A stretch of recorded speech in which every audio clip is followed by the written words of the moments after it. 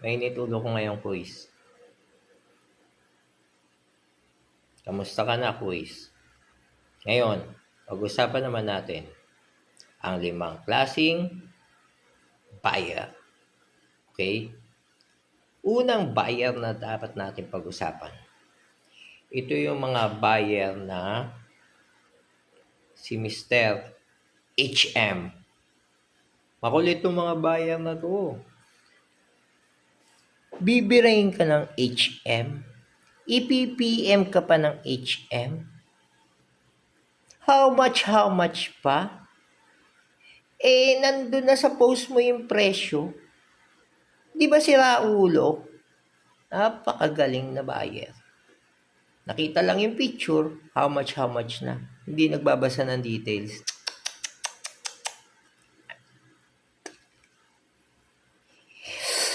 Number 2. Ito naman si buyer. Mr. Details. Lahat ng details itatanong sa'yo. Binebenta mo, halimbawa, cellphone. Tanungin ka, what is the issue? Pati nga yung RFS. Alam mo yung RFS? Pati yun tatanong sa'yo. Natural. Kaya mo binebenta. Gusto mo magkapera. Di ba? Di ba nakakatuwa yung mga ganong buyer? RFS, issue. Although tama naman. Kaya lang, ang masaklap lang dito, sa dinami-dami ng tanong, matatapos kayo dito kay buyer number 3. Ito yung buyer number 3. Ito yung pagkatapos tanongin yung how much, tanongin yung details, tanongin etc. Pati RFS mo, reason for selling mo. Ito yung sa number 3 natin. Ito yung, alam mo yung mga tao na biglang ganda-ganda ng usapan yun. Gigil na gigil ka na sa kaka-reply. Sabay biglang sasabihin sa'yo, bro, tatanungin ko lang kay Mrs. Update kita. Ako po! Kalahin mo, tumingin-tingin ka, nagtanong-tanong ka, hindi mo muna tanungin sa misis mo kung pwede ka bang bumili ng ganito, tapos tsaka ka tumingin and then tsaka ka nagtanong. Hindi magtatanong ka muna sa seller, tanungin mo ng tanungin, tapos wala ka pa palang paalam sa misis mo. Hindi ko naman sinasabi na huwag ka magpaalam. Magpaalam ka. Misis yan eh. Yan ang hari. Mali. Yan ang hari ng hari. Diba? Pero sana naman, huwag ka muna mang-abala ng ibang nagbebenta. Tatanungin mo ng tatanungin ng lahat ng gusto mo malaman. Tapos, pag okay na, tatanungin ka, sir, done deal na. Ang isasagot mo, tanungin ko lang yung misis ko. Napakalupit mo, boy. Okay? Ito naman yung ating buyer number 4. Ito naman si number 4. Halimbawa ganito. May post ka. Rush sale. Rush. Ganun.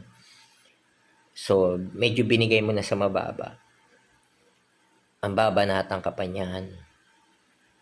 Na ano tawag dito? Bibilin pa niya. How much last price mo? Pag sinabi mo yung last price mo, akalain mo, may sarili sila ng last price. Halimbawa, binebenta mo 5,000. Tatanungin ka, boss, how much last price mo? Sasabihin mo 4,500. Tapos meron pa pala, sila pala may last price. Ba't tinanong ka pa? Hindi na lang sinabi, boss, pwede ko ba kuhanin ng 4,000? Yung 5,000 binebenta mo. Di ba? Isipin mo, tatanungin ka pa ng last price. Tapos pag sabi mo ng last price, tatawaran pa nila. So, yung mga number 4 na yan, sila yung mga Mr. Tawad. Mr. Tawad. Tawad ng tawad kahit walang atraso. Pero dahil sa ginawa nila, may atraso na sila sa atin. At malaki ang atraso nila. Ubus oras. Ito naman tayo.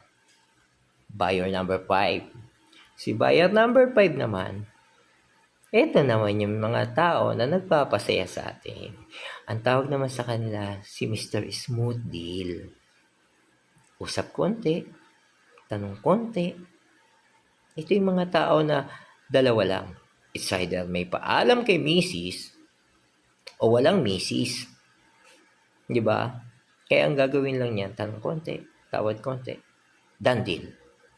That's good, meet up. O kaya, pa-deliver.